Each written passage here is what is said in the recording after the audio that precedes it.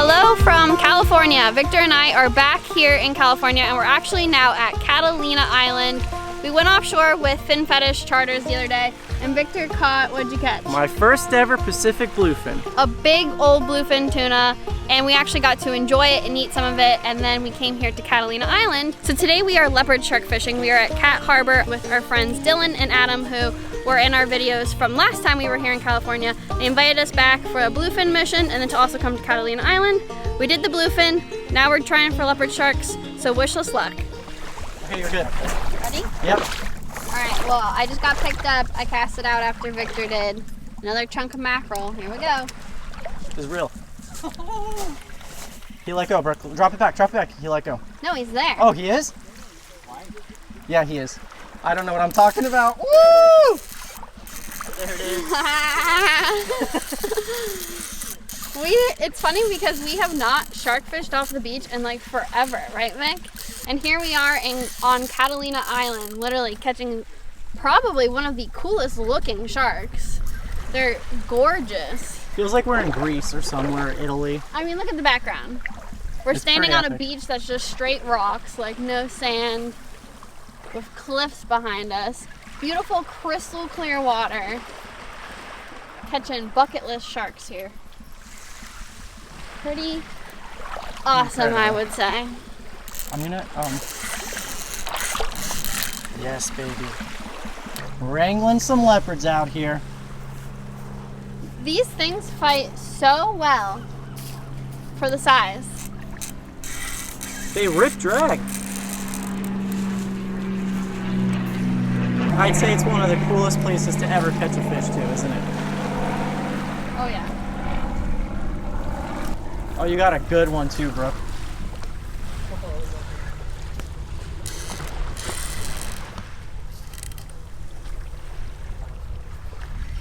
Normally I'd want to like walk down the beach and like follow my fish, but walking on these rocks is honestly not that fun. No, it's pretty painful. There we go. There it is. Beautiful. Look at the marks on that one. They're kind of different. Wow. Epic. This one might be a little bigger than yours. Yeah. How big do these things get? Yeah, I mean, they don't get much bigger than this. Occasionally you'll see one maybe, I don't know, what, 10, 15 pounds more, Dylan?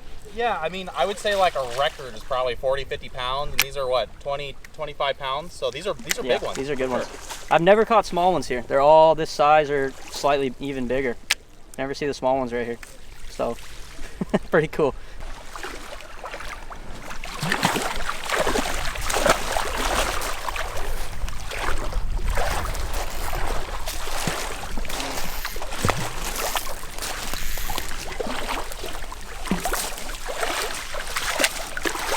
To top of it.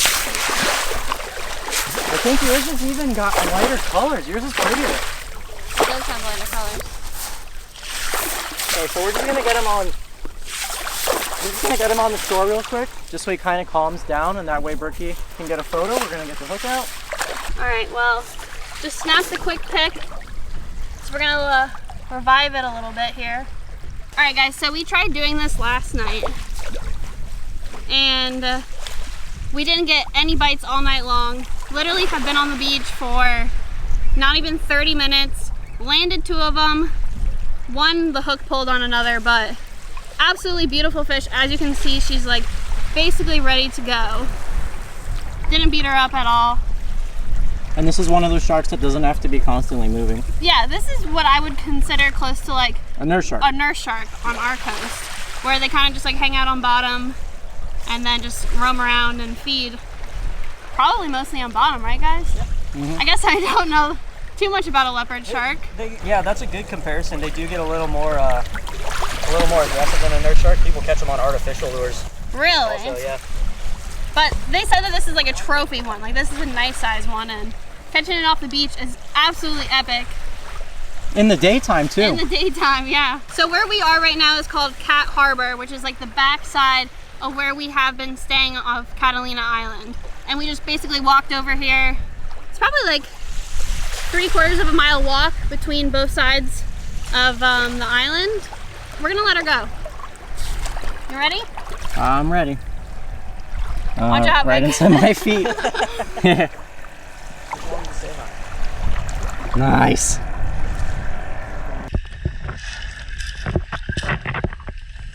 Awesome job, babe. Good job. High five. So cool. I mean, when we were up there walking and we were gonna keep walking further down, and Victor literally made a comment saying it would be so cool to look down and see sharks because this water is literally crystal clear. Adam was like, I think something's moving down there. And then we saw like 6 sharks. So we walked down and within minutes, Victor caught one. I just landed one. So let's see what else we can catch. The boys need one. Oh yeah. They're dense sharks. Like I tried holding it for a photo. And I guess normally we don't even hold up our sharks to take photos of them. We just like take pictures of them on the beach. But that thing was dense. For as small as it kind of looks, it was pretty heavy. Yes. All right, Vic, show us what we're doing. All right, this is the rig we're using. The other day we got some fresh mackerel. We had them frozen. We got a little circle hook. And these leopard sharks, unlike other sharks, they don't have very big teeth. So you can get away with something like fluorocarbon leader right here. And they're not even that far off the beach.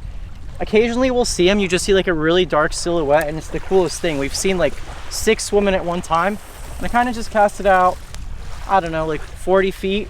No weight even. We're in this little lagoon here. There's not much current, and now we just sit and wait for a bite. All right, guys, so we just moved spots, and Victor walked down this little, I guess, beach a little further, and he came running back, and he's like, I can see him cruising up and down the shoreline. And they're literally right off the beach. Look at this one. Literally right. I'm gonna go right now. Okay. Go and let go. Let go.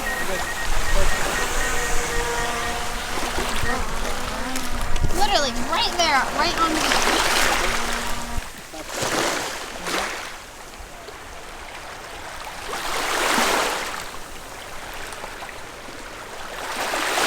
Just like the other spot, we landed 2 of those leopard sharks. Then we came to this one, we saw a bunch, and again, only hooked 2 of them, landed them. Dylan and Adam both caught one and got it to the beach. And then again, just shut off the bite. Sometimes that's how it is, you know, they see their friends getting caught and they get a little freaked out and they just completely left this area. Victor even put up the drone and you couldn't even see them here anymore. But all 4 of us landed a leopard shark, so absolutely epic day. And in a really cool place, so that was awesome. All right, guys, so this is where we are camping. We're staying in one of these tents. We didn't have to bring tents here, but there's little cots in there. We brought like sleeping bags and stuff, so that was really nice because we didn't have to lug that. But we did lug this Camp Chef grill all the way up this hill for Victor to do this catch and cook. With a propane tank. So I'm not cooking the shark in this video. We actually went on Adam's boat yesterday and caught an assortment of different species, and I'm going to be cleaning and cooking a sheep's head. So Victor's going to show you what he's doing with the shark though. Check this out. We got it going 2 different ways. Just your standard flour fry. Season them with some paprika, garlic powder, salt, pepper. And then if you look over here in the grill box, we're going to have gorgeous shark, which with, I hope, we're going to get some grill marks on there. Just got to leave the heat on pretty high. It's going to be good. So we only killed 1 of those leopard sharks. We let the rest of them go. You're allowed to keep 1 per person per day, but we obviously didn't need to keep more than 1 shark. And as you know, we always like to try everything, so we'll let you know how it tastes though. It's gonna be good. And not only do we get to enjoy this meal with some good friends, but look at that right there. That's our view for dinner. All right, guys, so we just finished eating. Victor did the fried shark sandwich and then also grilled shark, so we can kind of try it 2 different ways. I can't compare it to any of the sharks we've ever had before. I think we're close to like 7 different species of sharks that we have tried by this point, and it honestly reminded me more of like fish than shark. I feel like is in its own category, and this didn't remind me of any of those other ones, so it was really good though. What do you think, Vic? I liked it a lot. I mean, let me show you this. This is kind of what Brook means by that it's more like fish. If you guys see that flake. So all the sharks we've cooked bull shark, sharp nose, bonnet head, nurse, black tip. You can't do that. It gets really tough, even if you pull it off the grill super fast. This is just nice and flaky, but it's still got that, it's got a density to it, I think is what I would say with shark. Shark is very dense. Unlike fish, where fish is kind of just like light and airy, Shark is kind of, you can like feel the difference, you know what I mean? Yeah. But I think it was really good. I agree with what Victor said. There was definitely a density to it, not in a bad way at all, because it's delicious. It's just kind of like in a shark way, you know? And for the fried versus grilled, that sandwich was just like next level, but with all the chili aioli and the salad on top of it and everything. But 1-to-1 grilled to fried, I'd say they're pretty equal. It's just the sandwich was so killer, it's hard to look past it. Very true. Yep, completely agree. I'm still snacking on the grilled here. It's fantastic, and like Victor said, it's flaky. I'm actually kind of surprised. I don't think I've ever cooked like mako shark or anything out here, so I don't really have anything to compare it to, so I just thought this was normal. So it's interesting hearing you say that, that your sharks aren't that flaky. No. But it's absolutely fantastic. So good. And then, again, like Dylan said, that sandwich just hit the spot. It's been a long day for us, so this is absolutely fantastic to end it on before we go hoop netting. Next level camping food. Can you imagine eating like this out while we're roughing it? That is like crazy. With like an aioli on your sandwich and like 2 types of shark, that's something else. Yeah, you could definitely say that we are living lavishly out here. Awesome food. So I will see you guys back at the fillet table.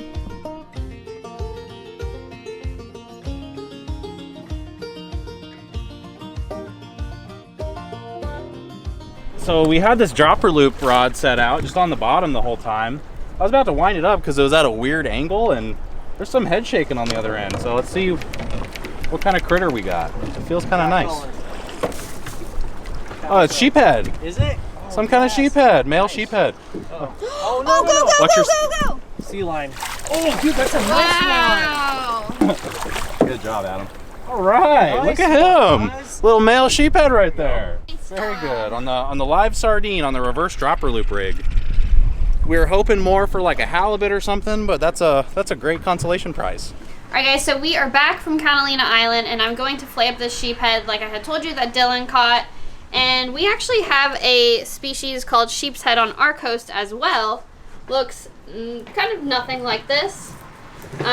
This is actually a wrasse, which is similar to our hogfish, which a lot of people call hog snappers, but a hog snapper or a hogfish is actually a wrasse as well, and it's not actually a snapper. And these guys, this is a male, and just like the hogfish on our coast, they both start out born as females, and at some point, some of them become males. So that's the same with this fish. This one's a male. And they got some beautiful white meat, just like our hogfish do as well. It's a really cool pattern fish. It's a beautiful looking fish. The females are all red. They don't have the black stripes like this one does.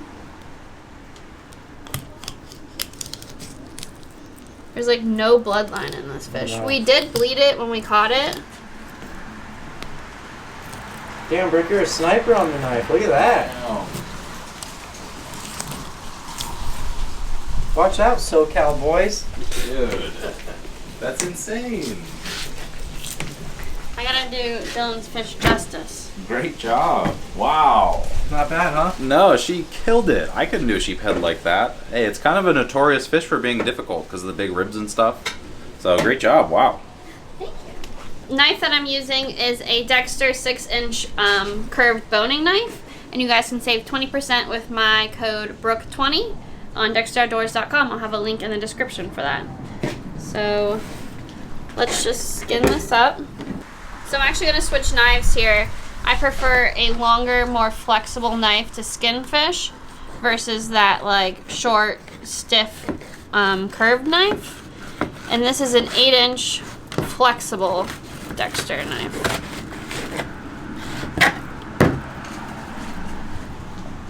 There you go. Very nice. Beautiful looking fillet. And this is actually going to go back home with us to Florida. We're about to vacuum seal it. And then tomorrow we're headed home. And this is going on the plane with us. So I will see you guys back in Florida. You can't drink without doing a cheers. Cheers. It's always a good idea to cook something that needs a little bit of wine so you have an excuse to have a glass of wine because you know you're not going to use the whole bottle to cook. Right, Vic? That's what you tell yourself to make you feel better about it. You can't waste the wine, can you? No. All right, anyways, welcome back to the kitchen, guys. As you can see, we are back in our kitchen in Florida. We have our sheep's head here, brought it home on the plane with us. We vacuum sealed it, froze it, and then defrosted it today. So what I'm going to be cooking tonight is some, don't know what I'm doing with my hands. But what I'm gonna be cooking tonight is Sheephead Francese, and I'm going to be serving it with a healthy pasta choice, which this is called Pasta Zero. It's made out of a root of some kind of vegetable. I don't really know.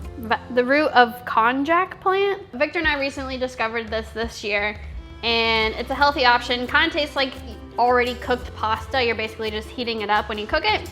It's only 20 calories per serving as compared to normal pasta, which would have been 200 calories per serving. So great option. I think it tastes a lot like pasta. It has a really good texture to it. Good option if you're trying to eat healthier.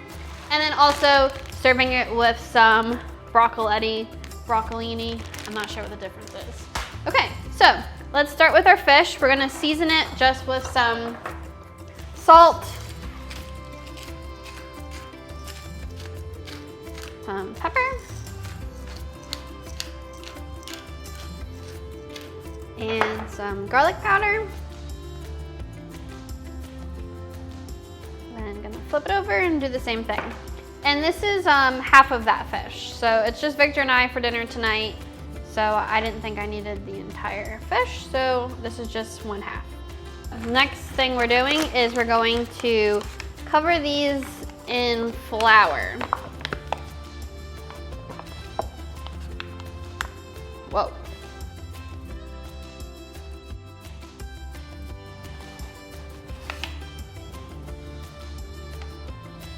So give these guys a nice coating of flour. It's gonna help build our coating.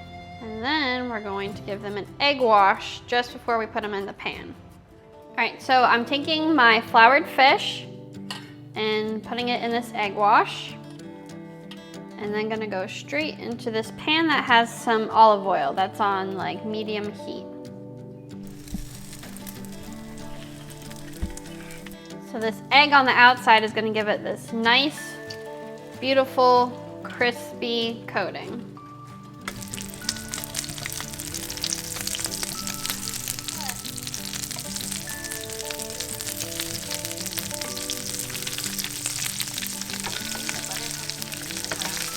Taking these babies out.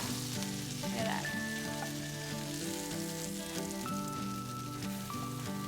Whenever we like to keep things warm, we put them in the microwave. Don't turn the microwave on, it just kind of keeps it warm in there. So now what we're gonna do is throw in a tablespoon of butter. Remember all that extra flour that I had on this cutting board? We're gonna put this in and we're gonna make a roux.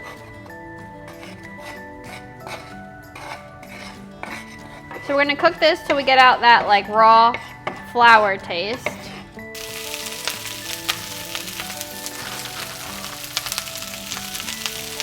All right, so we cooked the flour down to get rid of that raw flour taste. Now we're gonna add the wine, and what the flour does is gonna help us get a thicker sauce at the end. Now, wine.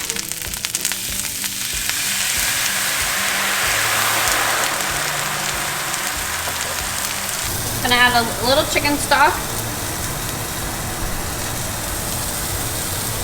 What the wine did was deglaze the pan and got all of that good flavor off the bottom of the pan. And then we reduced that and then added in some chicken stock. So now that our sauce has reduced and it's not that strong wine flavor, I'm gonna add another tablespoon of butter as well as the juice of half of a lemon.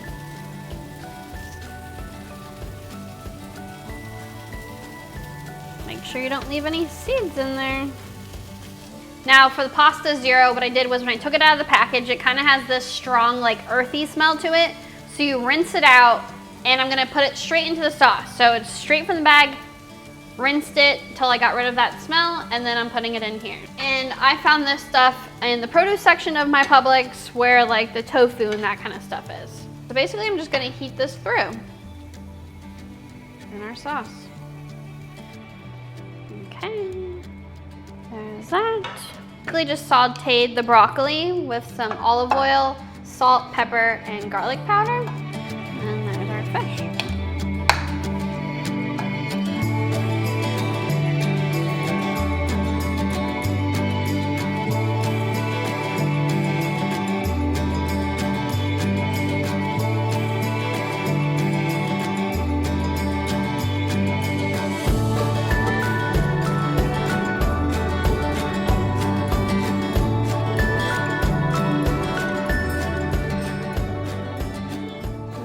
To finish it off, a sprinkle of homegrown parsley.